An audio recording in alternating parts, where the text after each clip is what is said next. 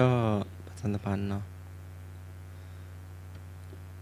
วันนี้ก็มีพิธีทำบุญวาระครบรอบ60ปีแห่งการสถาปนาคณะมนุษยศาสตร์มหาวิทยาลัยเชียงใหม่ประจำปี2567และวาระครบรอบ115ปีชาตการศาสตราจารย์เกียรติคุณดร.หม่อมหลวงตุ้ยในวันเสาร์ที่31สิงหาคม2567ตลอดถึงครูบาอาจารย์ที่ได้ล่วงลับดับขันไปเนาะก็ได้ทำบุญหาผู้มีอุปการะคุณตัวเนาะแล้วก็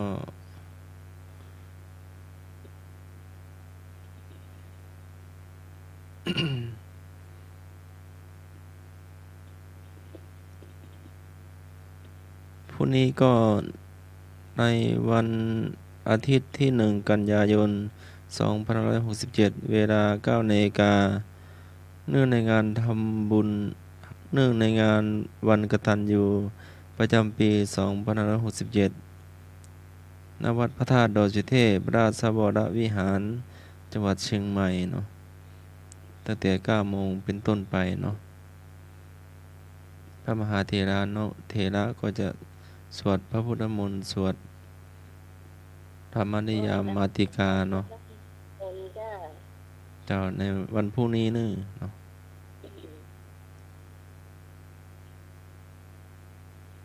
พระมหาเถระนุสระก็จะได้เรียกอะไรอ๋อที่เป็นวันเกิดแม่ละแห่งวันสองแห่งวันก็เป็นวันเกิดเตรียมภัยดวงเดชเนอะอวยพรล่วงหน้ากันละกันนะเจ้าพอมีความสุขทุกฟังอยู่เนอะสุกนักๆก็เป็นเนอร์ครับแต่งเด่นนั่นปากแข็งแรงก็บ้านโศกลีเบิกฟังกันนะครับวัดกลางนักดีขนาดสมบูรณ์แล้วเนอะครับผมแม่ละเจ้าเดี๋ยวปะการวันจันทร์ครับนะสมบูรณ์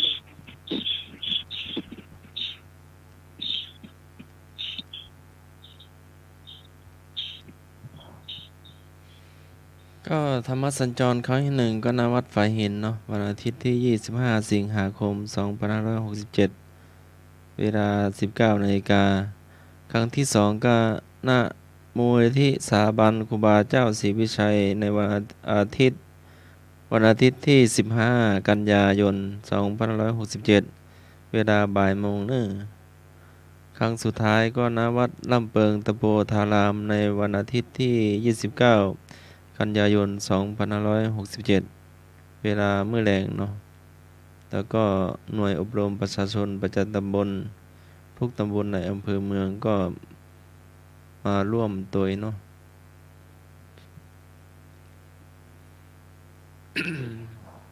เป็นธรรมสัญจรตั้งตำบลหนองแก้วนี่จัดช่วงบ่ายหมดเลยคนจะหลายเที่ยงปลายนี่ไปละถ้าไปวัดอื่นนี่เขาก็เที่ยงบ่ายเขาไปเตรียมไปขึ้นรถละใครจะไปก็ต้องลงชื่อล่วงหน้าไว้ก่อนเพื่อจะตัดรถอย่างนี้นะเนี่ยรถตัวปอยอ่ะแต่ประเทศจะหลายเจ้าเป็นหลายตำบลเหมือนแก้วนี่มันมีอยู่แค่6 วัดเนาะ6 วัด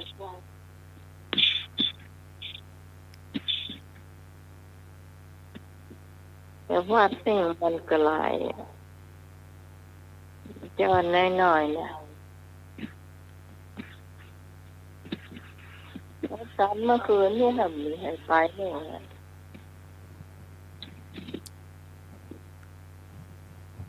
แล้วก็ ำหนดการฟังเทศน์รถด่วนขบวนพิเศษ วันจันทร์ที่ 2 กันยายน 2567 ก็หน้าวัดวิเวกวนาราม ตำบลหนองหานอำเภอสันทราย จังหวัดเชียงใหม่เนาะ ของวัดฝายหินก็วันที่ 2 ตุลาคมเนอะ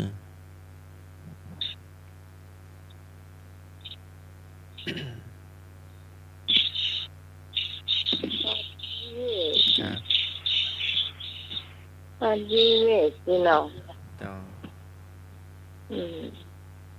มีศีลที่เรียนศีลวันที่ 2 เดือนกันยาเจ้าน่าจะพอกันเนาะอีเนาะ ฮะ เนี่ย มีอยู่แหมเนาะ แล้วก็โครงการวิปัสสนาสัญจรนำโดยหลวงพ่อเจ้าคุณภาวนาวิรัตวิก็หลวงพ่อก็จะนำมาปฏิบัติเนาะ ครั้งแรกก็ที่วัดอุโมงค์วัดป่าแดง วัดโป่งน้อย แล้วก็วันที่ 23 สิงหาโรงเรียนบ้านโป่งน้อย 28 สิงหา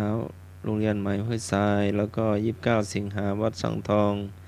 30 สิงหาโรงเรียนบ้านห้วยทราย วันที่ 3 กันยาวัดพระธาตุดอยสุเทพ 5 กันยาวัดศรีโสดาพระรามหลวง 5 กันยาวัดประหารพร 6 กันยาโรงเรียนบ้านเชิงดอย 9 กันยาวัดสวนดอกพระรามหลวง วันที่ 11 กันยาณวัดฝายหินเนาะ ก็มาปฏิบัติธรรมได้เนาะ ก็เห็นหลวงพ่อเจ้าวาดก็จะพาปฏิบัติที่นำหลวงพ่อก็จะมาทำปฏิบัติที่ธรรมสถานเนาะ กับพระอาจารย์พระครูปอพระสงฆ์คณะสัทธาเนาะ ท่านใดจะมาปฏิบัติตัวก็ได้เนาะ มีครูบาอาจารย์วิปัสสนาอาจารย์มานำปฏิบัติ แล้วก็เมชีโดย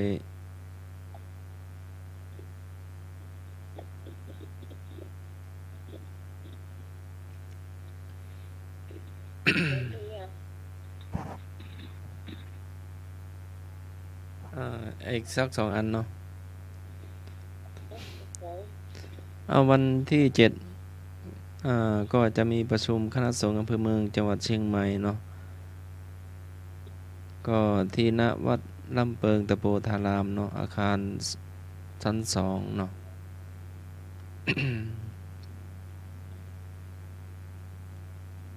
แล้วก็พอมื้อแลงมาก็คณะสงฆ์อำเภอเมืองเชียงใหม่ก็เป็นเจ้าภาพเนาะ ก็ได้สูญเสียหลวงพ่อพระบุญช่วยเนาะ อมโลมานะโชติพงศ์อายุ 67 ปี 17 พรรษาเนาะ อดีตพระลูกวัดดับภัย ตำบลศรีภูมิเขต 2 เนาะ หลวงพ่อก็ได้มรณภาพ ก็ตั้งบำเพ็ญกุศลตั้งแต่วันที่ 20 ถึงวันที่ 21 สิงหาคม ก็จะประกอบพิธีประชุมเพลิงในวันพฤหัสบดีที่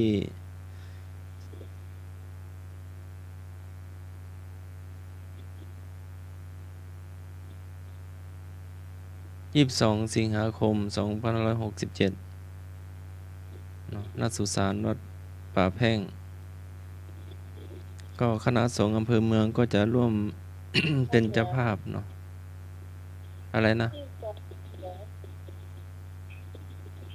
อะไรนะ ดูเดือนหรือยังดูเดือนยัง เดือนกะ ถ้าจะเดือนผิดก็เนาะ ก็จะคณะสงฆ์อำเภอเมืองก็จะร่วมทำบุญเนาะ เป็นเจ้าภาพในวันเสาร์ที่ 7 กันยายน 2567 เนาะ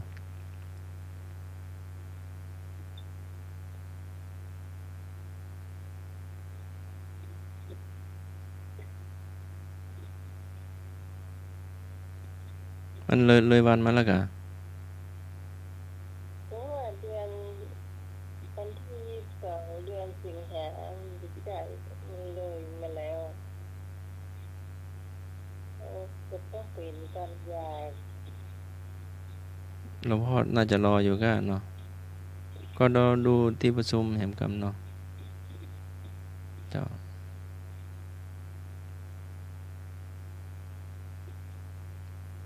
้าก็จะประชุมในวันที่7นี้เนาะแต่ว่า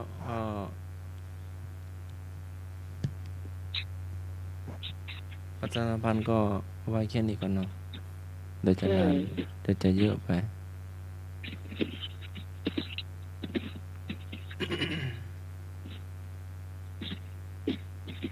ช่วงต่อไปเป็นช่วงพุทธประวัตินะเจ้า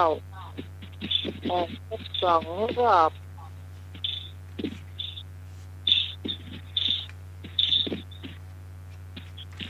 มือจะตอบได้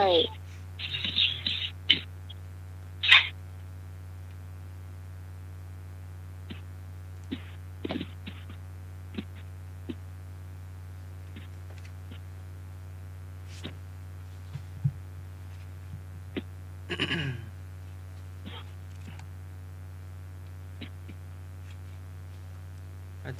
จะยาวหน่อยเนาะ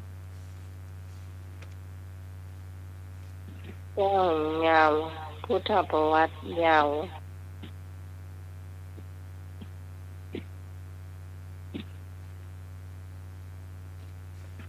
เพราะว่าเล่มนั้นไม่ชีขอไปเนาะก็เลยถวายไปละอันนี้ก็เลยเป็นแบบเรายังมาข้อสอบมาก็เปลี่ยนแนวใหม่บ้างเนาะ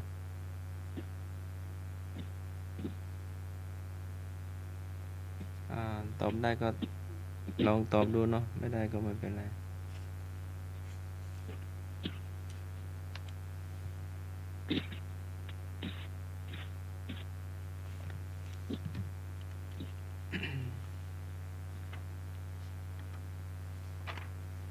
ตายไปแล้วนะ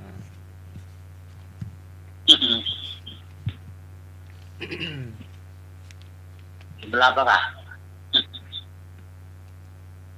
ประสูติเจ้าชายสิทธัตถะเมื่อพระเจ้าสุโธทนะกษัตริย์ผู้ครองกบิลพัสอภิเษกกับพระนางสิริมหามายาพระราช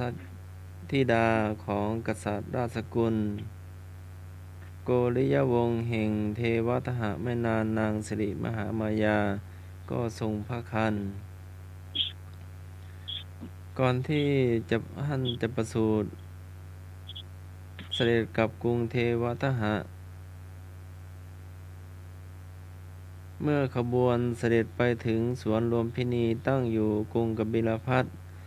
และเทวทหะพระนางสิริมหามายาทรงประชวรพระครรภ์และประสูติพระราชโอรสข้าราชบริพารจึงเชิญเสด็จกลับสู่เมืองกบิลพัสในวันประสูติพระราชโอรสในวัน15 ค่ำเดือน 6วันประสูติตรงกับวันพุธที่18 พฤษภาคมอันชันศักราช68เวลา 11 นาฬิกาก่อนพุทธศักราช80 ปีพระราชมารดาได้รับขนานนามสิทธัตถะมีความหมายว่าอย่างไร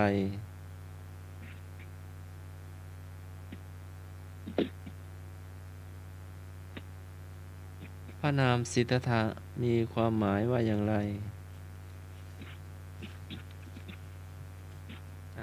ตอบเองได้มั้งหรือว่ายากไป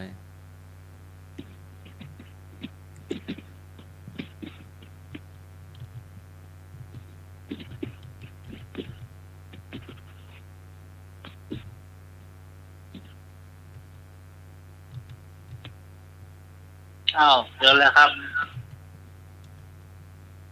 เจอค่ะหมายความว่ายังไง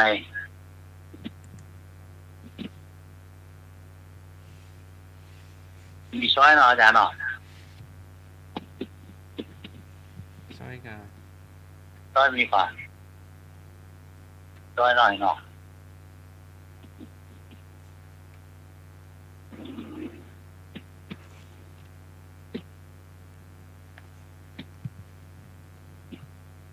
ขอไข่ข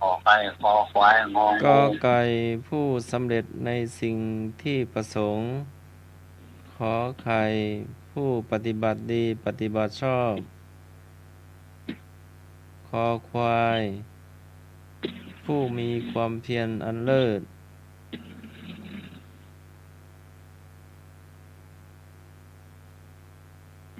ต่างพ่อเนาะครับ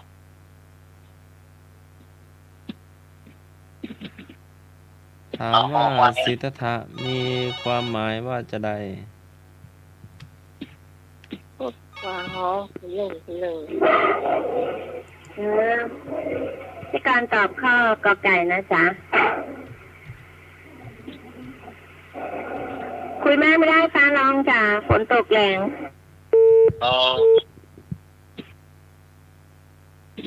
ก่อนขอไก่มือเอาขอควายเอา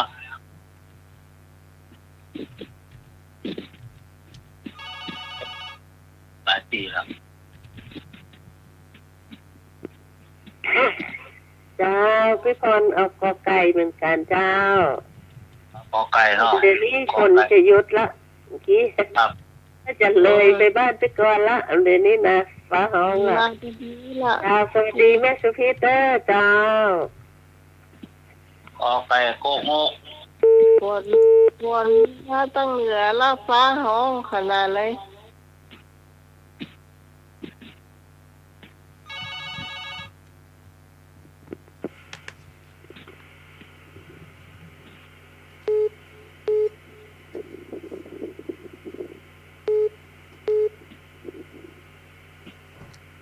ตอบได้เลยเจริญพร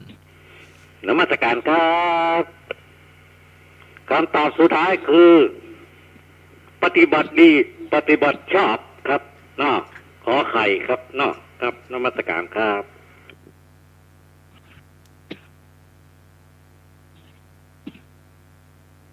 ยกเข้ามาได้เลยถึงผู้ฟังที่จะตอบข้อนี้เจ้า เลยครับ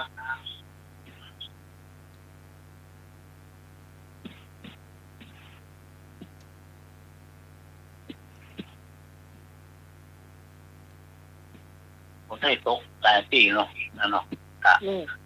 กระจายตก ตกหลายปีห้องที่ต้องลึงนะ ขนาดเลย ครับ เรียกว่า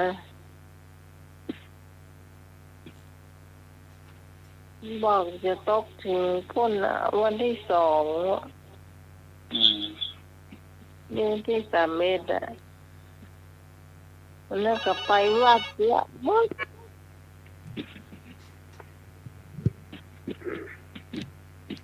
เจ้า แม่เอากอไก่เจ้า ขอไข่แล้วหน่อย กอไก่เจ้า ขอไก่แล้วเนาะ เจ้า ที่ขอไก่โกงโง่ ฝนเนอะยอดฝนมาตกมา ฝน ต ต ก กไม่ เจ้า ได้หรอ มาตกเจ้า เออ เดี๋ยวมันไปแล้วแม่ เอาไว้ให้ไอ้หนุ่ยเจ้า ดีโง่สัญญาณแล้วเนาะ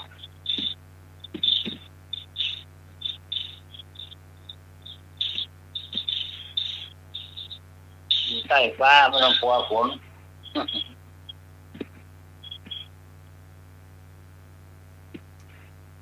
เดี๋ยวเลยครับ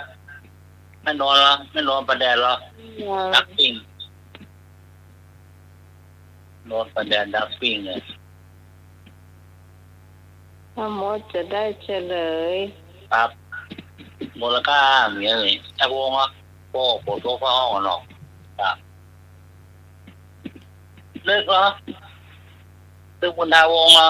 เอาอย่างห้องก็พอมาขายตั้งเจ้าละ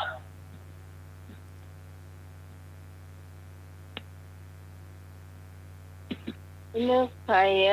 ยืมบัตรสวัสดิการในนึกจะไปเฮ้อเนอะตรงนี้นะ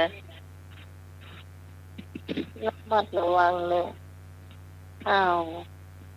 มีตังจังหวัดอุดรบ่นะโอ้ชาวบ้านนั่นเพิ่นเกิงหมู่บ้านบ่โดนคนเอาบัตรสวัสดิการของรัฐเนี่ยเจ้าเอาไข่เอาน้ำมันพืชไปแลกเอาเอ่อมาม่าเนี่ยมาไปแลกนะก็ต้องระมัดระวังเด้อไอ้ชาวบ้านทางใดก็บอกต้อนไปตัวไปแจ้งให้พ่อหลวงผู้ช่วยได้ของเนี่ยเจ้าจะได้แจ้งยับ เดี๋ยวมีสู้แบบเนาะ เราได้หาเงินจะเข้ามาล่อเข้ามาตังบัตรสวัสดิการของรัฐเนี้ยเอา น้ำพวกน้ำนองอย่างมี แกนหน้าของตัวเองเพราะฉะนั้นก็ต้องป้องกันโดยป้องเท่าแก่ตีอยู่บ้านนะเจ้าโมโหเรื่องหูราวเจ้าคนเอามาฮือเพราะว่ามาจากทางมาจากตามเพยก็เชื่อเจ้าแต่ว่าของถามหาบัตรสวัสดิการเนี่ยรหัสตัวนี่จ้ะนี่ต้องเฉลียวใจหน่อยนะเจ้า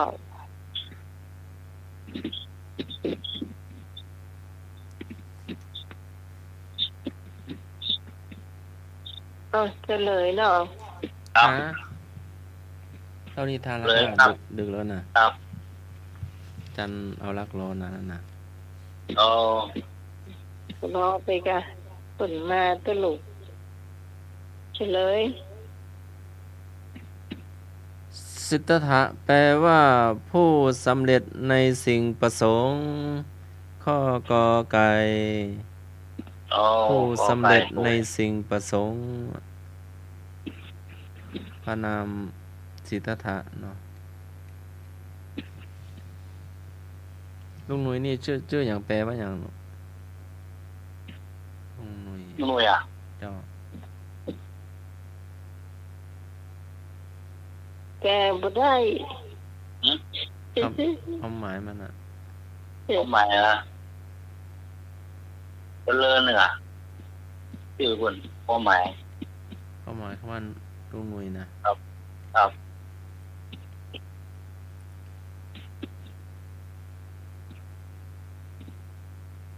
ชื่อ เลิน คนบอกเก่าเนาะ ครับ คนสมัยใหม่ชื่อหันส ต มั อน ย นี้จืดแต้มในโรงเรียนมันน้อยๆห้องคนห้องโยทินจ้ะแล้วมันเมื่อยมันไข้เป็นด้อยเจ้าเลยเปลี่ยนเจ้าห้องมันเลยปะ ยินทิน เมื่อยมันไข้เด็กก็เมื่อยไข้กันโยง ตกแล้ว คำถามที่3พระโมคคัลลานะท่านบวชแล้วเกิดอาการอย่างพ้องก็ง่วงหาววอยๆไข้นอน ขออารมณ์ขันตลอดวันขอคุยได้ตลอดวันค่ำงอเหาะเหินเดินได้พระโมคคัลลานะบวชแล้วท่านเกิดอาการอะไรก็ง่วงนอน ขออารมณ์ขันตลอดวันขอคุยได้ตลอดเวลางอเหาะเดินได้ อันนี้ตอบได้เลยกอไก่โอ้ ตอนตอบกอไก่พวกงกเน้อเจ้าง่วงนอนเจ้า ก็กินสันมะม่วงอะเนาะ ครับ มีน้ำมะม่วงน้ำป่า หรือว่าฉันมะนาวฮ้องโห จ้าพี่กังก็ตอบกอไก่จ้า ครับ ง่วงนอนจ้า เนาะ พี่ก่อนเห็นพระโมคคัลลานะเนาะ โอ้ หลวงพ่อท่านใครหลับกะหรือว่าจะได โอ้เดี๋ยวกันเด้อไอ้หนุ่ยอุ้มไปก่อนนะน้องปีดไปเจ้าก่อน ครับ อ้าวฝนตก นั่นแหละโอ้ปั้นก็ปีแล้วเนาะจ้าเนาะ ก็น่ะ โอ้เกิดแต่ข้าปั้นก็ปีเนี่ยโลกไม่700 กว่าปีแล้ว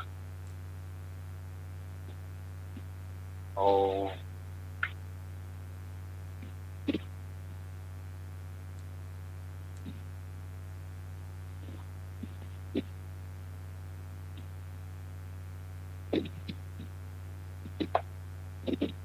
เยอะแล้วครับ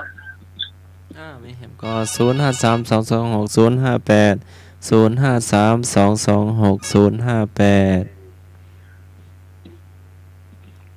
ครับผม โอไก่เจ้า ก็ใครโกหก แม่หยังง่วงนอนเนาะกอไก่ง่วงนอนแม่หยังแม่ แม่สุพิษเจ้า แม่สุพิษ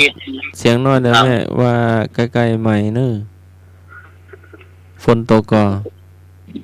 สันทรายไม่ย่อยแบบเดิม จะได้ก็ น้ำมันบ่มีน้ำ อยู่ มัน ที่ แห้ ปลอง ดภัยเนาะ เจ้า เพราะฝนตก 2-3 เดือนแล้วยังบ่หยุดเนาะ เจ้าว่ามันเป็นข้อสันติธรรมจ้ะเจ้า เจ้าบอกกันเนาะอยู่ที่ปลอดภัย ขอบคุณครับ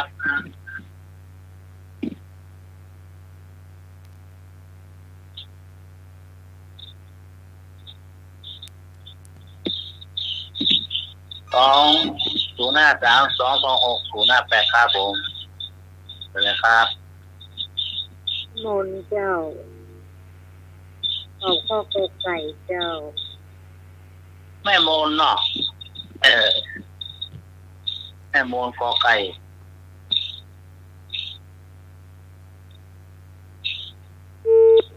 กอไก่โงกผมเลือกเอาอย่างครับโด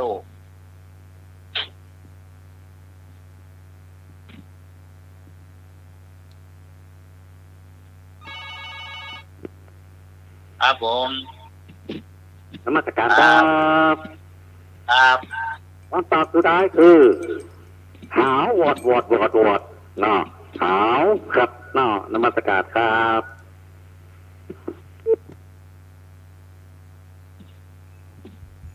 เอาง่วงนอนนะต่อ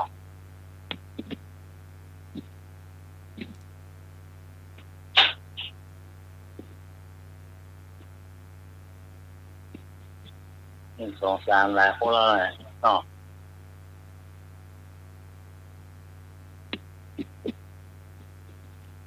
เฉลยบอก ได้เวลาเนาะจะ ครับ อาจารย์รอพระโมคคัลลานะบวชแล้วเกิดอะไรก็ง่วงนอน ครับง่วงนอน ก็จะฉันข้าวเหนียวก็เนาะ ครับ ต้อง ข้าวจี่ ค่อย เหรอ ๆเคี้ยวเนาะ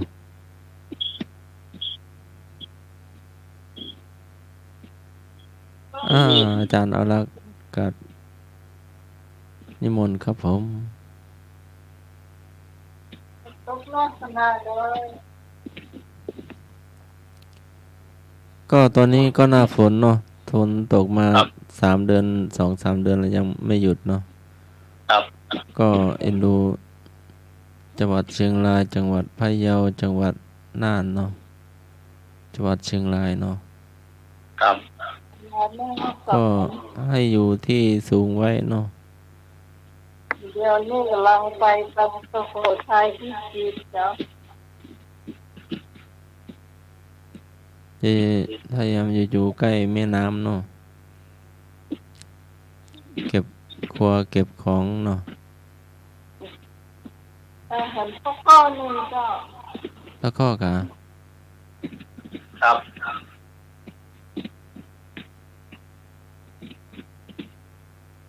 ข้อ 3เนาะ เจ้า ปัญจวัคคีย์บวชตามเจ้าชายสิทธัตถะด้วยเหตุผลอะไร งบวชโดยหวังจะบรรลุตามบ้างคบวชเพราะพระอาจารย์สั่งไว้ ขอบวชด้วยความเชื่อตามตำรากบวชด้วยความเคารพนับถือ ปัญจวัคคีย์ออกบวชตามเจ้าชายสิทธัตถะด้วยเหตุผลอะไรก็บวชด้วยความเคารพนับถือ ขอบวชด้วยความเชื่อตามตำราขอบวชเพราะพระอาจารย์สั่งไว้ งบวชด้วยหวังจะบรรลุตามบ้าง อันนี้ก็ฟังชัดเจนนะเจ้า อ๋อ ปัญจวัคคีย์บวช เจ้าเขาตบงูเจ้า ครับ บวชตามเจ้าชายสิทธัตถะนะเจ้านี่ต้องฟังให้ดีๆเด้อ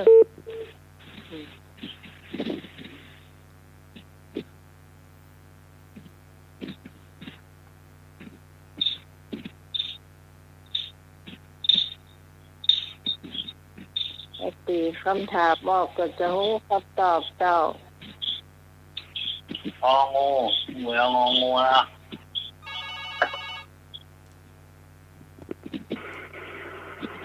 จ้าที่การตอบขอไข่จ้ะ ไข่ไอ้ยังอ่ะเอาไข่ยัง บวชด้วยความเชื่อตามตำรา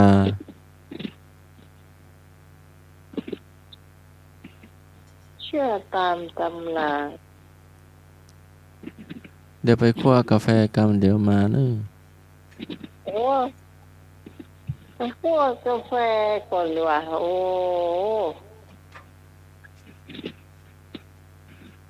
ให้จะกินกาแฟให้กวนนอนบ่หลับ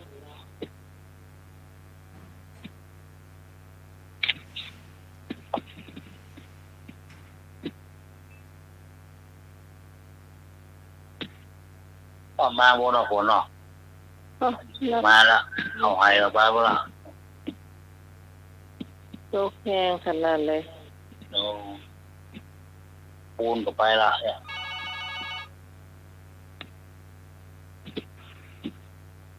เดี๋ยวนะครับต่อสกรรมนะครับผม แต่นี่รอกล้ามเลยเจ้า คนชอบโครงกล้ามมาแก่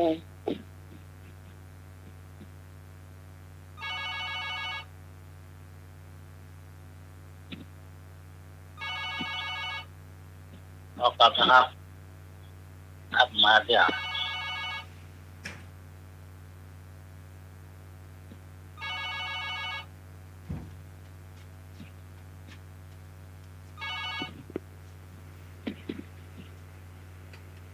เจ้า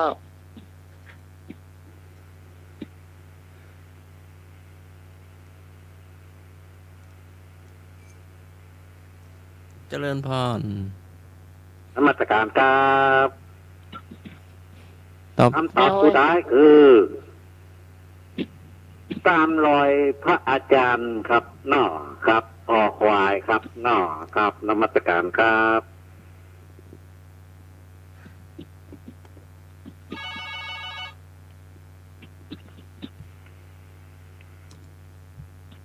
เจ้า เจ้าต้องหมายเอาขอควายนะเจ้า ครับผม อันนี้หายนี่ แม่สมศรี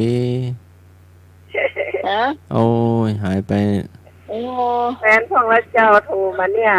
ฟ้าก็ห้องเนี่ยฝนก็ตก ครับ แม่กินข้าวต้มเนาะมีแรงแล้วเนาะ โอ้ก็ต้มมาหยังกินข้าวนึ่งเนี่ยจะกินข้าวมันบ่อิ่ม ไปบิณฑบาตไม่เห็นแม่ อันเจ้าเป็นลูกบัวไหว แม่นั่งสมาธิอยู่กัน มันแอบสักพักเนาะลงมันก็ลงไวลงไปอ่ะแข็งแรงอยู่ด้วยแต่เลย เจ้ายังแพนละขอบคุณนะเจ้าสวัสดีเจ้า เจ้าหาย ค ไว รับ เล ผม ย ดีครับ บุญรักษา สุขภาพแข็งแรงเลย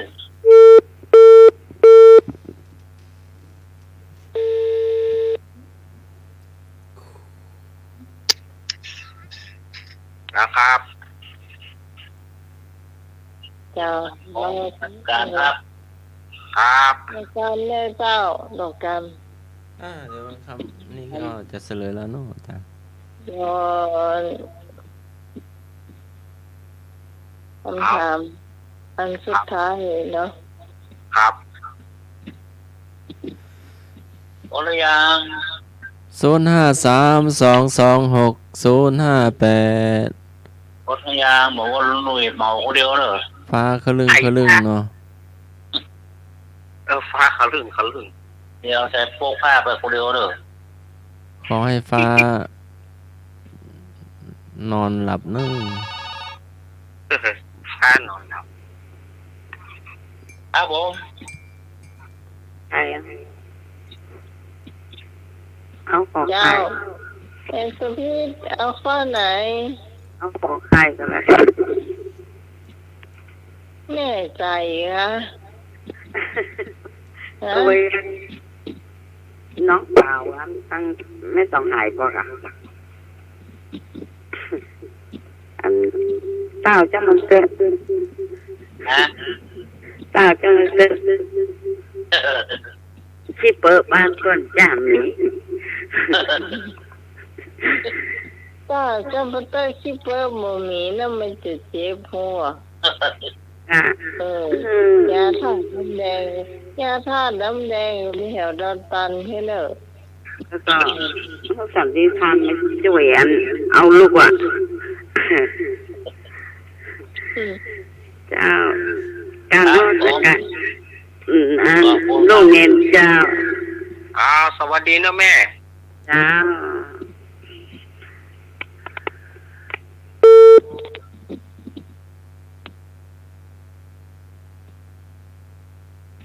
ปัญจวัคคีย์บวชตามเจ้าชายสิทธัตถะบวชตามเจ้าชายสิทธัตถะนะจ๊ะมันไม่ใช่บวชตามพระพุทธเจ้านะวังจะบวชตามเจ้าชายสิทธัตถะเพราะอย่าง ดูโทนเลยเนาะ นี่ต้องตีคำตอบผู้ดีคำถามคำตอบเจ้าเรียกว่าบวชโดยพระพุทธเจ้านะ โดยว่าเจ้าชายเนาะ ตอนนั้นประทับใช้อันเจ้าชายสิทธัตถะเพื่อหยังถ้าหูคำนี้ว่าเพื่อหยังอย่าไปจะบวชโดยนะให้ทบผลขโมยสังโฆเลยเจ้าถ้าหลังคาปกตินี่เป็นอะไรแน่เลยเจ้ามาเฉลยเจ้า ครับ ปัญจวัคคีย์ออกบวชตามเจ้าชายสิทธัตถะด้วยเหตุผลอะไรตอบบวชด้วยหวังจะบรรลุตามบ้างข้ององู นี่ไงคือหวังอยากจะบรรลุป่วยไม่ได้หวังอย่างอื่นแหละเป็นกั้นลมหายใจเปิ้นทำทุกอย่างทำทุกกลกิริยา พอเปิ้นมากินข้าวเปิ้นแต่ว่า5คนนี่หนีละเปิ้นมาฮับได้ละบอกว่าเป็นคนที่มารักษากับหมู่เนี่ยจ้ะพวกเขาฮับใจคนอื่นได้เข้าไปดีกว่าเนาะเอาตามภาษาชาวบ้านด่ะ ครับ ก็เลยสบายเพิ่นเลยดีเพิ่นอยู่คนเดียวเพิ่นเลยตั้งเจ้าต่อไปเป็นช่วงของเน้นเล่านิทานเจ้า ครับผม ครับ วันนี้มาล่ามาลูนหน่อย ก่อนอื่นก็ขอกราบไหว้สาท่านอาจารย์ท่านพระครูสมุพิสุวัฒน์นะครับผมกราบไหว้สาท่านอาจารย์สมัครนะครับ ครับผม แล้วก็สวัสดีโยมพี่สมัยผู้ดำเนินรายการ จ้าเป็นนักแสดงเจ้า หนุ่ยเทรนเนอร์ ครับผมอาจารย์ครับอาจารย์ครับ แล้วก็ขอเจริญพรคณะสัตยาติโยม วันนี้มาจ้าเพราะว่าเหตุว่ามาจ้าก็มาแจ้งหยังประชุมสถาเนื่องด้วยงานฉลองงานฮับกาตั้งท่านเจ้าอาวาสนะที่จะมีในวันที่24กันยาที่จะถึงนี้ ก็เลยมีการปรึกษาหารือกันก็เลยทำให้หมาล่าพอดีว่าช่วง3 ทุ่มเกินก็ฝนตกมีฟ้าแลบแปรบๆเนาะก็ดูว่ามันหยุดหรือยังพอมันหยุดแล้วก็ถึงได้มาเข้ารายการจ้าไปน้อยหนึ่ง จะได้ขอสุมาอภัยสถาญาติโยมเนอเพราะว่าเหตุมัน งานมันก็ใกล้เนาะงานฮับกาตั้งของท่านเจ้าวาดในวันที่24กันยาซึ่งตรงกับวันอังคารพอดีเนาะก็เลยได้ปรึกษาหารือกันหลายๆอย่างก็ทำเพื่อเข้ารายการดึกไปหน่อย มาถึงช่วงเล่านิทานสถาญาติโยมช่วงเล่านิทานนี้ก็วันนี้จะได้นำเอานิทานเป็นนิทานในโบราณในเรื่องทำลายบุญทำลายบุญของญาติโยมเนี่ย ถ้าเราไม่เลยเนี่ย เรื่องทำลายบุญของญาติโยมนั้นเปิ้นได้กล่าวไว้ว่า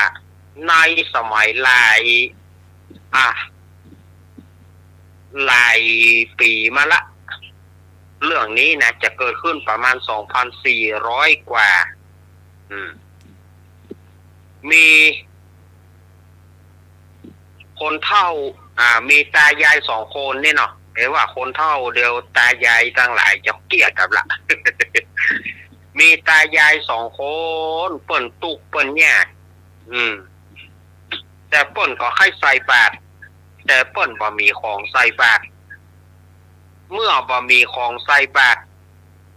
ก็ทำให้อายบ่อยากจะไปปะผู้คนบ่อยากจะไปปะคนทั้งหลายบ่อยากจะปะพระสงฆ์องค์เจ้าในครั้งนั้น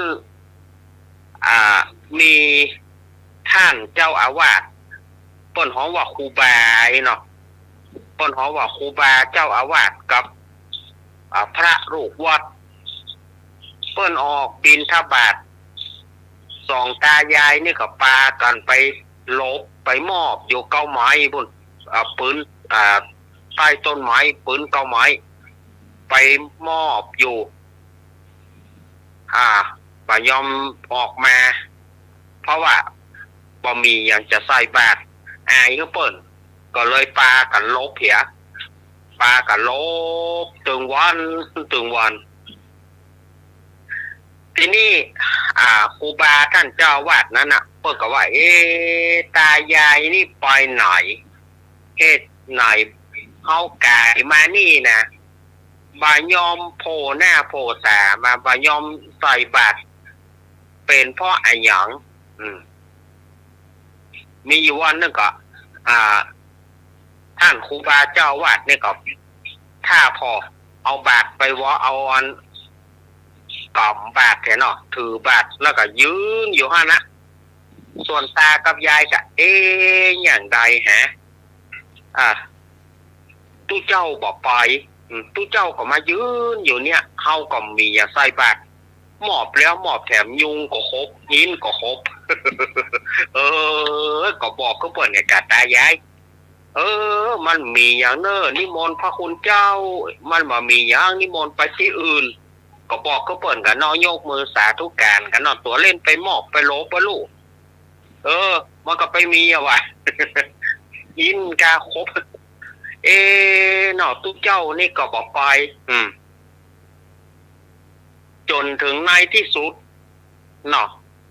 ฮ้อนก็ฮ้อนเนาะฮ้อนก็ฮ้อน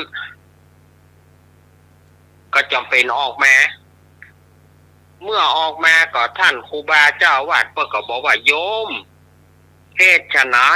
โยมจึงไปลบไปมอบเหล้าหานพระสงฆ์องค์เจ้ามาโยมบ่ทำบุญพ่องกะไหว้สาท่านครูบา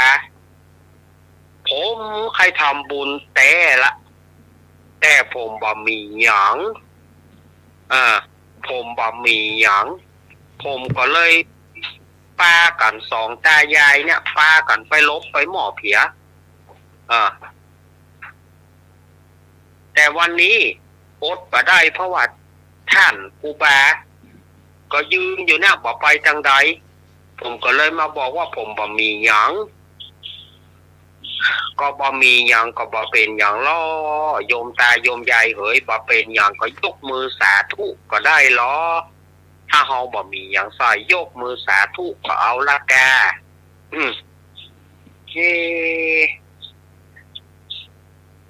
อันวันพุธวันพุธนี่ท่านครูบาจะมาก่อนี่หรอมาเนี่ยท่านครูบาเพิ่นก็บอกว่ามาวันพุธเขาจะมาอยู่ถ้าอย่างอันก็ขอนิมนต์เนอะผมจะใส่ตามมีตามเกิดนะอย่างใดบอกว่าเนอะเขาว่าใส่ตามมีตามเกิดฟังก่อนเนาะผมจะใส่ตามมีตามเกิดนะขอนิมนต์ครูบากับท่านตู้เจ้ารูปหนึ่งนิมนต์มาเนอะแล้วก็เพิ่นก็มาคืดใจจะเอายังใส่บาตรมันของเฮาบ่ปราณีตแต่ก็มาคืดไปขึ้นมาว่าเปิ้นดองหน่อไม้ไว้ดองหน่อไม้ส้มไว้ยายก็บอกตาว่าตาวันพุธนี่นะเขาจะคั่วหน่อไม้ส้มนี่เขาจะเอาตาลก็ที่เขาก็ดองไว้ว่าจะเอาไว้กินบ่กินแล้วเนาะเขาใส่บาตรเถียเนาะเขาใส่บาตรเถียก็ได้นะแต่ยายถ้าอย่างนั้นก็ วันพุธยายคั่วแต่เจ้าเนอะแต่ว่ายายผู้นั้นนะก็จะหมดอายุในเจ้าวันนั้นนะเหมือนกันยายคนนั้นก็ซ้ำว่าดวงชะตาของเปิ้นน่ะจะหมดอายุในเจ้าวันนั้นนะเจ้าที่เจ้าคั่วหน่อไม้ส้มเขาใส่นั่นนะวันนั้นยายลูกเจ้าไปพิเศษนึ่งข้าวพอมีเหลืออยู่ก็แบ่งไว้เอาเข้าหมอกอ้อมล้อมหมอกปลาขามป้อมเนี่ยแล้วก็ฟ้างคั่วหน่อไม้ส้มคั่วหน่อไม้ดองคั่วหน่อไม้ส้มนี่นะคั่วไปคั่วมาก็ลักลืนน้ำลายไปโดยถ้าจะหอมมันเนาะถ้าอยากกันเนาะ แต่กระตัดใจบักกินละจะได้วันนี้ก็ขอได้ใส่บาตรสักครั้งหนึ่งหรอรู้สึกว่าจะเป็นล่างสองหอนกับตัวเก่านะนี่หรอแต่บ่ได้บอกคือตาหูพอเสร็จเรียบร้อยวันนั้นท่านครูบาที่รับนิมนต์น่ะเปิ้นเกิดอาพาธครูบารูปนั้นเกิดอาพาธสามารถจะมาบิณฑบาตได้ก็เลยให้ผู้เจ้าซึ่งเป็นผู้เจ้าหนุ่มที่ติดตามครูบาเนี่ยเปิดมาแทนตู้เจ้าที่มาก็อย่างว่าเราบวชใหม่ก็วัยรุ่นหน่อยวัยรุ่นหัวฮ้อนวัยรุ่นหัวฮ้อนหน่อยวันนั้นตากับยายก็ถามนิมนต์พระคุณเจ้านิมนต์ตู้เจ้าท่านครูบาไม่ไหนเจริญพรเนี่ยครูบาเปิ้นบ่สบายอาตมาเลยได้มารูปเดียวเนี่ยตากับยายก็ เอาอาหารเข้าใส่ก็คั่วหน่อไม้ส้มนั่นนะเปิ้นเอาจอกหน่อนึ่งเนี่ยเนาะเอาจอกหน่อนึ่งเนี่ยเปิ้นก็เอาใส่ในบาตรตู้เจ้าก็ลักตำนี้ในใจมาสุมาเนอะเอาตามกรรมบ้านเฮาเนาะ ก็หามาเหม็นเงาหน่อไม้ส้มนี่นะบอกสะอกใจ เหม็นใบเหม็นบอดอุ้ยเอาหยังมาใส่ก็เอาใส่เอาหน่อไม้ส้มใส่นี่กะเกิดใจละกำเดียว กำเดียวปนบ้านแล้วจะขว้างปนบ้านแล้วจะเอาขว้าง ก็เฮือปอนตายายนั่นนะอายุวันโนสุขังพลังแล้วก็เตียวไปก็คนอื่นเพื่อก็ใส่ตัวนะคนอื่นเพื่อก็ใส่ส่วนตู้เจ้านี่ก็อย่างที่ว่านะตู้เจ้าวัยรุ่นเนาะก็มาโดมบอกตายละเข้าหน่อไม้ส้มคั่วเนี่ยก็มันมาเหม็นแล้วก็เข้าก็มาเหม็นตัวฉานบะลงฮะเนี่ยก็ลากเอาห่อหน่อไม้ส้มคั่วเปิ้นขว้าง ลากเอาห่อหน่อไม้ส้มคั่วเปิ้นขว้างแล้วก็โคตรเข้าที่มันมีกลิ่นหน่อนะเอาขว้างไปตัวได้กลิ่นหน่อยก็เอาละได้กลิ่นหน่อยก็พอละได้ฉานน้อยเดียวพอนอกนั้นเข้ามันบะแน่สะอกเลยมันเหม็นหน่อไม้ส้มปีกไปส่วนว่าตากับยายผู้นั้นเมื่อใส่บาตรแล้วยายก็ฟุบลงกับปืนบ้านฟุบลงกับบ้านแล้วก็ตายเมื่อตายก็เอาจิตวิญญาณไปเกิดเป็นเทพธิดาอยู่ในชั้นดาวดึงส์เนาะได้เป็นเทพธิดากันนะหน่อไม้ส้มคั่วนี่บ่ได้นะส่วนว่าตู้เจ้ารูปนั้นเมินมาก่อนท่านครูบาที่เป็นเจ้าวาดเปิ้นมรณภาพพอเปิ้นมรณภาพแล้วก่อนตู้เจ้ารูปนั้นได้ดำรงตำแหน่งเจ้าวาดอยู่ได้บอกปอเมินปอนานก็เกิดโรคเกิดพยาธิเกิดโรคเกิดโรคอาพาธขึ้นก่อนจะตายก็มานึกถึงเฮาได้ทำลายบุญของโยมผู้นั้นพอเปิ้นใส่บาตรแล้วเปิ้นตายไปแต่เฮาเนี่ยไปทำลายบุญเอาห่อหน่อไม้ส้มคั่วเปิ้นขว้างในขณะที่จิตจะดับเนี่ยก็ไปคิดถึงข้อนั้นไปคิดถึงพอไปคิดถึงข้อนั้นก็เมื่อตายเมื่อมรณภาพไปก็เอาจิตวิญญาณไปเป็นเปรตก้อนเข้าอยากน้ำปากน้อยเต้าหูเข็มโดดสลายญาติโยมว่า ปากน้อยเต้าหูเข็ม ส่งเสียงมันหุยนะมันหุยออกมาแต่ว่ามันปากมันน้อยนะมันก็เลยกลายเป็นหิว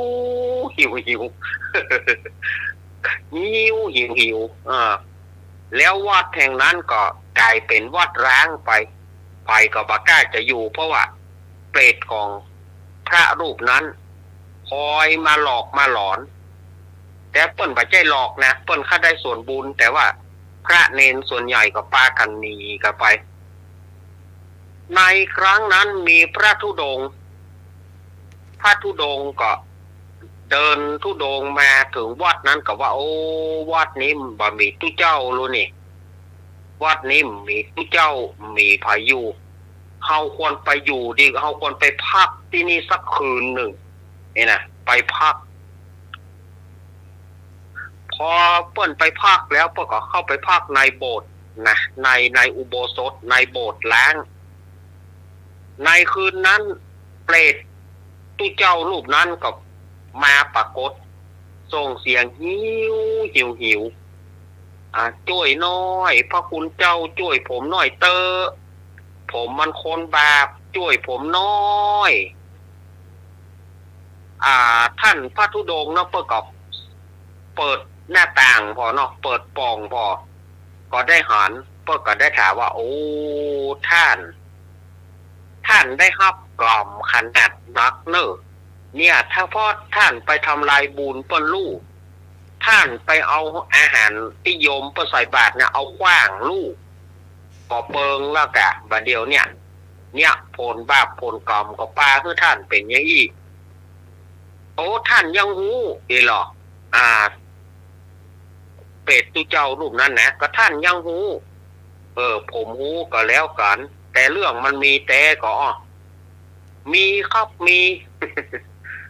เพราะว่าครั้งนั้นผมเป็นพระใหม่เป็นตุเจ้าใหม่โยมเปิ้นใส่หน่อไม่ส้มคั่วแต่ผมเนี่ยยอมรับว่าผมบะถูกเขากินหน่อไม้ส้มคั่วมันเหม็นผมเลยเอาขว้าง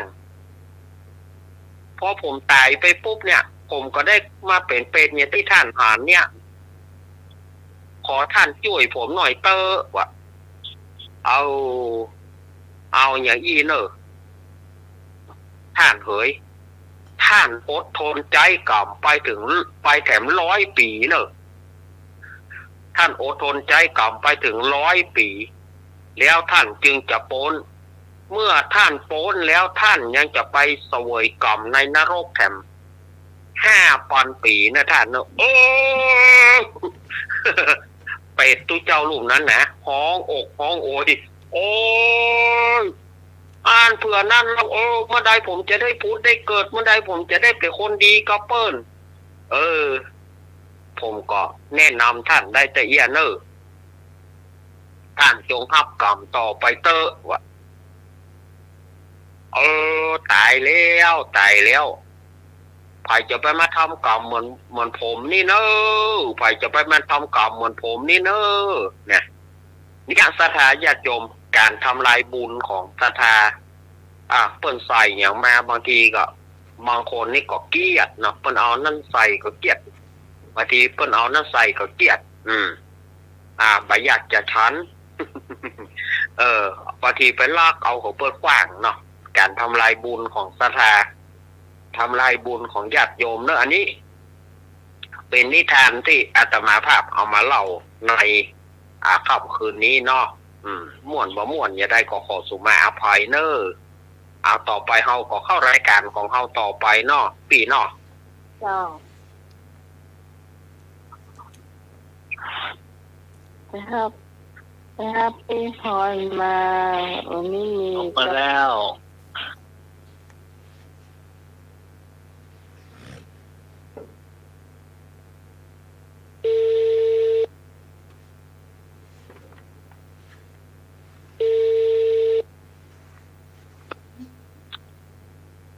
น้อยเดียวมันบอกเป็นอันนะลุงหนุ่ยโอ้กลับมาเจ้ากลับมาอาจารย์เนตรเจ้าสวัสดีแม่พร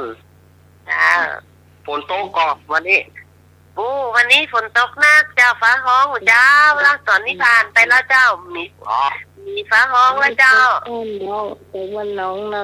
เจ้าปัจจัยทำกับข้าวเนาะครับนี่จะเลยเจ้าพอแต่เก่งยังวันนี้น้องได้กินแกงบอลได้ละพี่พรเอาซื้อแกงบอลตอนนี้ทำกับข้าวอย่างดีฮะน้องไหนใช่ไหมนี่แกงบอลนี่เนาะแกงบอลเลยสั่งแกงบอลมาก็ได้แต่แก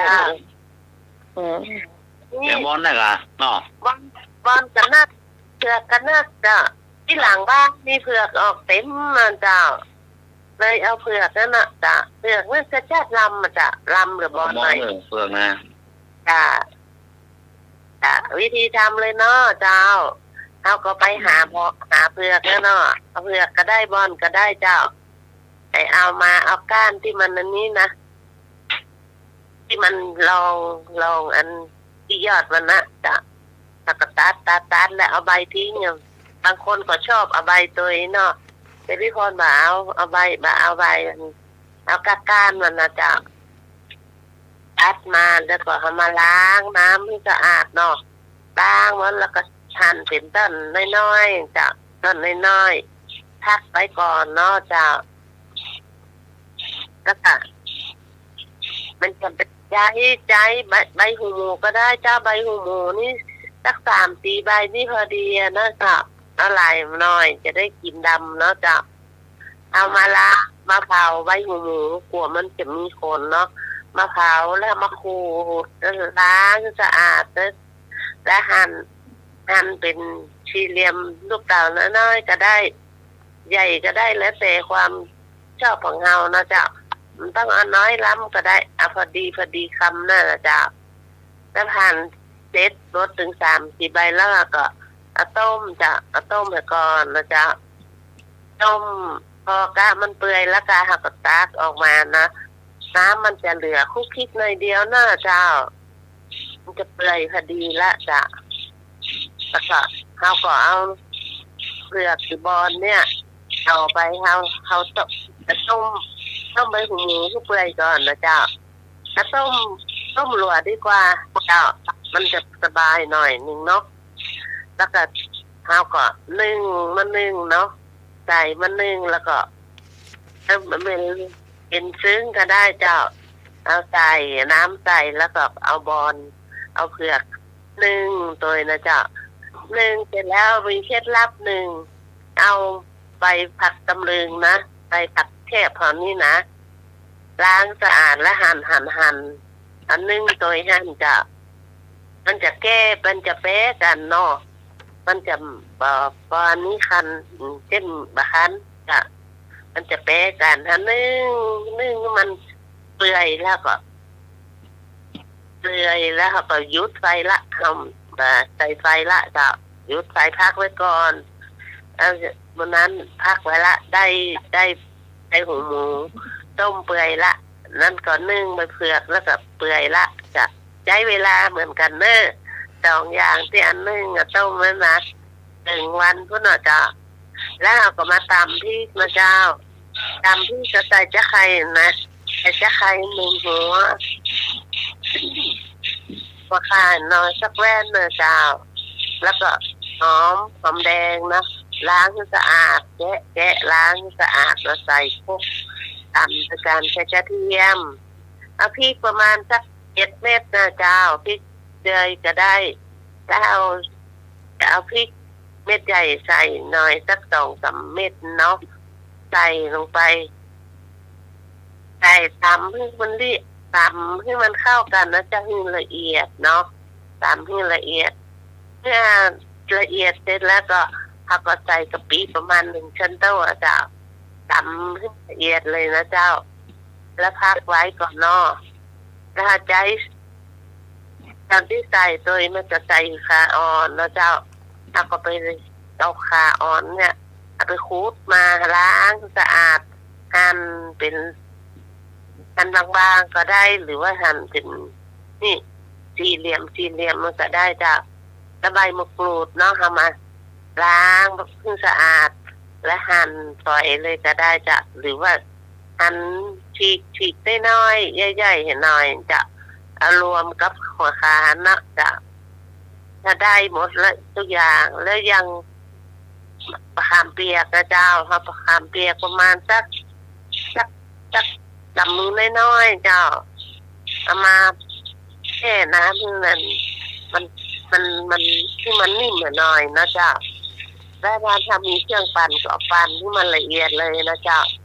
ปั่นให้ละเอียดแล้วก็เตรียมไว้ทุกอย่างพร้อมแล้วนะเจ้านี่เป็นพริกนี่เป็นใบหูหมูต้มแล้วก็มีเผือกก็นึ่งเสร็จละเอาใส่กระมังเลยเจ้า2-3 อย่างใส่กระมังแล้วก็เอาน้ำมะขามเปียกลงไปคนให้เข้ากันนะเจ้าใส่ไปแล้วก็เอาหัวข่ากับมะกรูดก็ใส่ลงไปผสมกันให้ไปเลยจ้ะแล้วก็วิธีนี่เราจะพัดเราจะเจียวหอมมาเจ้าตำหอมกระเทียมให้มันละเอียดนะเจ้าตั้งหม้อน้ำมันนะเจ้าเจียวกระเทียม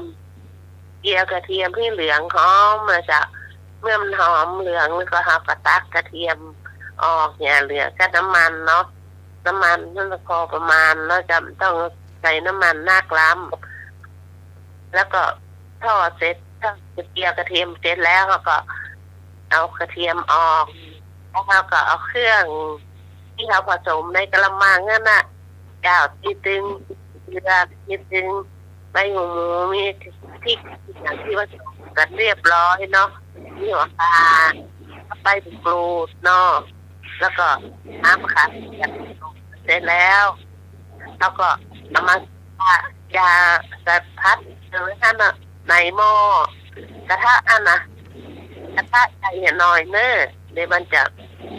กระเด็นเนาะถ้าใช้กระทะน้อยนะถ้าใช้กระทะใหญ่มันก็จะเวลาเราคนเราลวนกันนั่นนะมันจะคนได้สบายจะอันนี้ขอว่าหลามมันเนาะเวลาของทุกอย่างมาคนให้มันเข้ากันที่มันละเอียดที่มันได้เข้ากันเนี่ยเขาก็ลามนี่นะจ๊ะนั่นน่ะคนเอาจนนี่น้ำมันแห้งงวดไปเขาก็เติมชิมรสดูจ้ะถ้ามันนี่ก็ใส่รสดีเห็นหน่อยหนึ่งนะจ๊ะคนไปจนน้ำมันงวดเสร็จแล้วงวดเสร็จแล้วมันตึงสุกละทุกอย่างมันสุกอยู่แล้วเนาะจ้ะน้ำมันแห้งพอดีมันจะก็มาเหลือมันมีน้ำมันนะน้ำงวดเสร็จแล้วแล้วก็ปิดไฟแล้วก็ตักใส่ถ้วยเนาะโรยด้วยอันกระเทียมเจียวเนาะน้อมจะถ้าใครชอบนิดหน่อยก็เอาพริกไก่เนี่ยทอดเป็นเม็ดด้วยนะทอดน้ำมันกาบเขาจะมันจะลำน้อมมาจะตามบอลถ้ามันจะได้ถ้าตั้งใจเย็นนะเกินวันพุทธปัจจะแล้วเสร็จนะจ๊ะทุกอย่างมันละเอียดเนาะทุกอย่างมันก็ต้องตั้งใจเวลาหน่อยนึงนะจ๊ะ ตอนที่ซื้อของเปิ้นมาก็ตัดลำอะ จะช่วงที่มันจะลำน้องไหมเพราะว่าได้มันเยอะเนาะมันบะแค้นเหมือนหน้าอื่นจะ จ้ะ น้ำฝนเนี่ยจะล ตัวจ้ามดอืม ำกินก็ข้าวนึ่ง นี่ไงมีกินข้าวกล้วยบวชีเหียเนี่ย อย่างนี้พี่ฮอนงดเลยอ่ะข้าวพี่แบบนี้ใครได้กินเนี่ยช่วงน่ะ ลำไยเบี้ยวเขียวมีท่านอยู่ห้อยเก้าอี้อยู่นะ โอ้ เจ้านะ แอปให้ลำไหนบอลแอปลำบอลเนี่ย จะลำจ้า เอาแอปได้เหรอ จะ เอาแอปแน่นอน มันกับมาลำถ้าใดสู้เฮาพัดอย่างนี้เลยมันจะมาพัดแห้งอะจ้ะ อ๋อ น้ำมันเนาะ จ้า หอมน้ำมันโรยหอมโรยอย่างนั้นมันลาม จ้ะมันลำนะจ้ะ ใส่หนังนิดหน่อยเนาะไม่พอเนาะ เจ้า น่าจะฟังหูใบหูหมูอ่ะ หัวนะจ้ะ เนี่ยหูหมูเป็นล เวลา แต่ก่อนนี่โอมขึ้นได้ประเดี๋ยวแต่ก่อนก็แซนได้เลยหรอแซนสมัยนั้นตีนหมูอ่ะ จ้าเพิ่นก็ใส่จ้าบางคนก็ชอบ ำ เปิด ใจแต่ถ้าให้ชอบเรื่องชอบหูหมู อืม ลูกอ่อนมันเนี่ย มันกว่า ทำเจ้า โอ้ก็คนเข้าตีนหมูอ่ะก็กะ ก็ข้าวมันก็เพิ่งกับข้าวเขาก็ มันมาค่อยลำนั่นมางอดเกลี้ยแยกก็ อืม กระดูกนั่นลงไปใช้หูหมูจ้าใช้หูหมูในลำมาเปิ้นจ้าต่อมานะ เนาะ นั่นมาจ้า จะวิ่งห้องเดือน ลำ เนี่ย มันเนาะงดง่ายระดับ จ้า เนี่ยโน่จะเกินแล้วต้องโทรไปสั่งลาแล้วมีพอดีว่ะ แล้วก็ที่ หน้านี่ลำกะหน้านี่บอลมันโดนฝนโดนน้ำปุเนาะ จ้ามันจะนุ่มมันจะได้จ้ะมันจะอ่อนตัวนะมันแบบเก่งจ้ะ คืออย่างว่าน่าเกินกินมาหมดเนี่ย มันตกเตืองน้องไหนช่วยน้อยตัวอีมันมากจ้ะ คือข้าวมันไก่ตัวเสร็จแล้ว โอ้ กี่นักเนาะต้องน้อยเดียวกี่นักนักเรานี่ก็เอากี่คนบ่ชี้อ่ะโอ้ย กินได้เสมอเสมอโอ้ไปหน่อยสกรรมหลับไปรับเนอะ ถ้ากินน้องไม่กลัวกินกาแฟนอนมารับน้องใหม่ก็กินมะเจ้า ไม่กินสกรรมกาแฟ จ้า ไม่กินกาแฟสกรรม แฟนเสี่ยงแล้วหรอ อ่า เสี่ยงหมดแล้วล่ะเคาะอะไรก็ได้สว่านก็ได้เรื่องหมี นี่จะบอกจะมา2 แพ็คกันมาแก ท้อง นี่ จับจ่าแห้ง มะเจ้า คอแห้ง มะเจ้านี่ช่างตื่นเจ้าเนาะตามตื่นแล้ว มันงอเงียนะเหมือนกับจีนรับจีน นั่น เมื่อเจ้าเนื้อน่ะเนาะ ปกติมันเขาจะข่าวเนาะนี่ลืมไปว่าเป็นวันเสาร์ก็เที่ยวมาบัดใจสกรรมนี่เป็นวันเสาร์วิทยามามีข่าวช่อง7เดียวกัน คนที่จะฟังข่าวช่อง7หรอก ลามบอลแกงบอลเนาะลามบอลแกงบอล เอาครับมาสั่งกับข้าวเอาอย่างเปล่านี่นะ จ้า แต่ของกินถูกใจแม่เลยมันดีใจกิจกรรม อืม อันนี้ นี่มลูกแล้วก็เมื่อเห็นให้นอนรับเนาะไม่จืดเนาะ เมื่อยหายละแต่มันยังไออยู่นะ อ๋อน่ากล้วยนะกล้วยดิบนะกล้วยดิบสักแว่น2 แว่นน่ะ ผมบอกเขาเพิ่นละเอาไปกินมากินเถอะ จ้า ก็กินสักเตือกอ่ะ ไม่ใช่กินมากินเนาะ แต่กะลำนะมะเจ้าได้กล้วยดิบหนาวอบแล้วกินมันไม่ค่อยกินข้าวละเนี่ย เออ ได้กล้วย กินก็มาเถอะกินไป2 แก่นนะเป็นหอยนะ จ้า ยังแก่นแต่ว่านะวันนี้ไม่ได้กินสักแก่นละเมากินก็ไปชีอ่ะ จ้า แม่ก็ยะมาเฮาเนาะ อันกล้วยอย่างนี้แต่ถ้าไปอยู่ถ้ากล้วยดีไปอยู่ตัวพี่พรน่ะนะมันตึ้งตามลูกแล้วไงเนี่ยโอ๊กนั่นน่ะลำจะมาจับกาแฟมาเจ้าในโอ๊กฮ้อนๆนี่นะกินกับกาแฟนี่ คนเดียวนะคะ จ้ะ บอกว่าจะได้มันเพิ่นยังซื้อกินของเฮามาขาย5 หวีเอาไว้กินหมดเลยใช่เลยกล้วยดีล่ะก็ดีอ่ะสุดยอดอ่ะอ๋อ จ้ะ ให้กินมาเสี่ยงเข้ากว่ามันจะบตานเลยจะได้ออกกว้างกำลังกินวีกำลังกินได้2 แก่นนั่นเลยคือถอด โอ้โห สอง เดี๋ยว แก้ว ส่งญี่ปุ่นห้าซื้อหมดอ่ะญี่ปุ่นห้าซื้อหมดอ่ะเดี๋ยวกล้วย กล้วยบ้านเขาปลูกได้ลูก ครับ ต้องปลูกนะจ้าก ล้วยหวี200-300เด้อไปญี่ปุ่นนะ แพงนะแพงนะทางปุ้นแพงจ้ะ บ้านเรา35ฮะ เดี๋ยวบ้านเรา35นี่ว่าแหนแล้วแหละ อ่า ตั้งใต้รุ่นปี5ก่อนเนาะกรุงเทพ60ก่อน อ๋อ กรุงเทพ60 ท่านไปโทรแม่ เสร็จแท้ก็โทรมา นมัสการครับ ท่านแม่ล้านก็แตงญี่ เอา ปุ่น ต้องกล้วย1 แก่นครับต่อกับนมครับเนาะเช้านี่อยู่ท้องเลยครับเนาะครับเช้าครับนมัสการครับ ครับโอ้แม่ชีว่าได้ลืมมั้ยล่ะ ว่าคนเดียว โอ้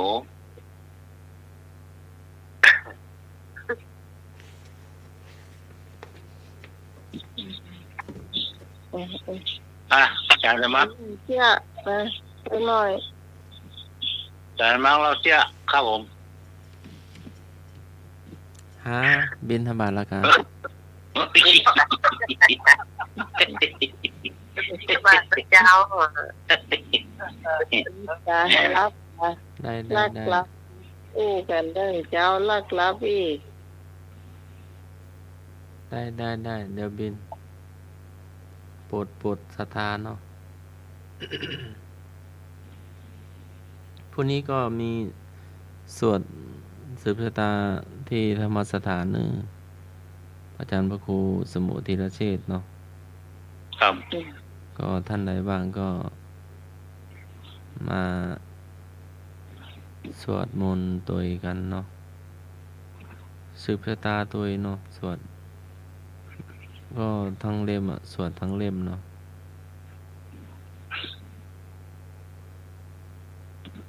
ก็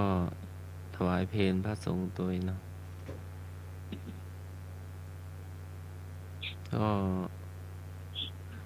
อุทิศให้บรรพบุรุษตัวเนาะครูบาอาจารย์ผู้มีพระคุณก็ดีมีอุปถัมภ์ธรรมสถานก็ดีวัดฝาหินก็ดีเนาะ ครับ ท่านไหนไม่ได้ไปไหนก็เรียนเชิญเนอะฮัลโหล มาตรการอาจารย์สมัคร ครับผมหลวงปู่ โอ้ยหาฝนมันนักนะมึมฟังไม่ค่อยชัดอ่ะตอนนี้ดีขึ้นแล้ว หลวงตา สมัครใครเครียด เร่ง เ เครื่องอะเนาะ เป็นสุขอากาศไม่ค่อยดี ครับผมครับมันตกหลวงตาไม่ค่อยได้ยินชัดหลวงฟ้าก็ร้องพึ่มก็มากับแม่ในกันนอนหลวงตา ฝนตกที่หน้าต่าง ฝนตกกับมันพึ่มแห้มๆเรามากับแม่ เปิดวิทยุจะปลอดภัยกว่าครับ ครับ แต่มันจะล่อฟ้าก็ครับมันศรัทธาเปิดฟังน้ำฟังธรรม อันเป็นอย่างข้าเจ้ามันอยู่ใกล้เสาเป็นไฟฟ้า เป็นที่เล่าไปเนาะ นี่หมายบดีมันเกี่ยวกับให้หูครับถ้าวิทยุเอมนี่มันวิทยุเอมนี่มาไล่ครับเข้าเผาเพลอ่ะ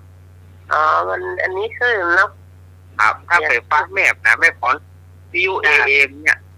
ฟ้าแมบที่ไหนมันจะหูเลย จะดังนะเนาะ ดังเผาเพลอ่ะแต่วิทยุเอมของเรานี่ถ้ามันปัจจวนตัวแท้ๆเนี่ยมันก็บอกเป็นอย่างครับ ผมเราต้องมาเปิดโชว์กลางแจ้งเนาะ โอ้การแจ้งไม่เอาหรอกอันตราย ต้องอยู่ใน เสียงปาก อยู่ในบ้านในจอง ที่อยู่กลางโต้งนี่มันได้อะเนาะ โอ้ปัจจัยกับเสียงกลาง ยังไงก็เว้นเนอะอย่าไปเปิดกลางแจ้งนะ ว่าวิทยุโอ้สถานวิทยุอัตลาโคมีราคาเลยหรอ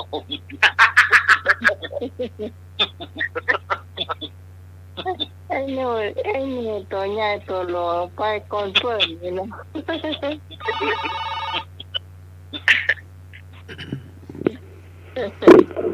ก้าวเปล่าคอลืมตัวป้าปังวิทยุ นมัสการครับ ต้องติดตั้งงานสายลอกฟ้าตัวเองครับเนาะสายลอกฟ้ามันจะช่วยได้นักขนาดเลยครับเนาะครับนมัสการครับ รานทาน ไม่ชีไหม ขี้ลืมคิงเมื่อเมาเมาปุ้ยบชี เดี๋ยวไปล้างหม้อกาแฟก่อนเนอะ ป้าล่ะเดือนโมงรอลาล่ะ ไปหมอ ครับ ลาปะนะ จากมักลูกเจ้า คณะ แถวรักลูกเจ้าหรอ บินทบาทเนาะบัตรบินท ครับ า บ ท อาจารย์เอาลากลาก่อน นี่ก็เขาก็ได้สนุกสนานกัน ได้อู้จากันฟอม่วนฟองานนอกสถานจัดโยมพรุ่งนี้ก็ยังปะกัน วันอาทิตย์ที่แล้วก็ได้ปะกัน แต่วันพรุ่งนี้ก็ ถ้าว่าฟ้าฝนอำนวยก็ได้ปะกันอยู่เนอะอันนี้ขอขอบคุณท่านอาจารย์วิศวัฒน์นะครับผมที่เอื้อเฟื้อเวลาก็ขอ ขอบคุณท่านอาจารย์สมัครเลยนะครับ ครับผม ขอบคุณโยมที่พิสมัยโดย เจ้า ขอบคุณลุงหนุ่ยด้วยเนอะ ครับผมมันการครับ แล้วก็สถาญาติโยมต่างหลาย รับดีฝันดีตื่นมา มีพบแต่ความดีอาตมาขอฝากไว้แต่อีเนอขอ อ่า ครับผมขอบคุณอาจารย์เอาละ ลึงแล้วเนาะครับ สมัครปะ โมจารมาครับ ชีลังโลเกอนุตตรังศีลเป็นเยี่ยมในโลกค่ำคืนนี้ก็ไหว้พระสวดมนต์แผ่เมตตาหยาดน้ำเน้อหลับมาเป็นสุขตื่นเป็นสุขขอให้ปลอดภัยทุกคนเน้อขอเจริญพร สาธุครับ คุณผู้ฟังที่เสียงที่สายที่มาช่วยกันจัดรายการธรรมะคลายเครียดอยู่เป็นกู้เป็นทีมกันเนาะจนช่วงสุดท้ายเราจะมาพบกันใหม่ในคืนพรุ่งนี้สำหรับวันนี้ทีมงานธรรมะคลายเครียดทุกคนต้องลาคุณผู้ฟังไปก่อน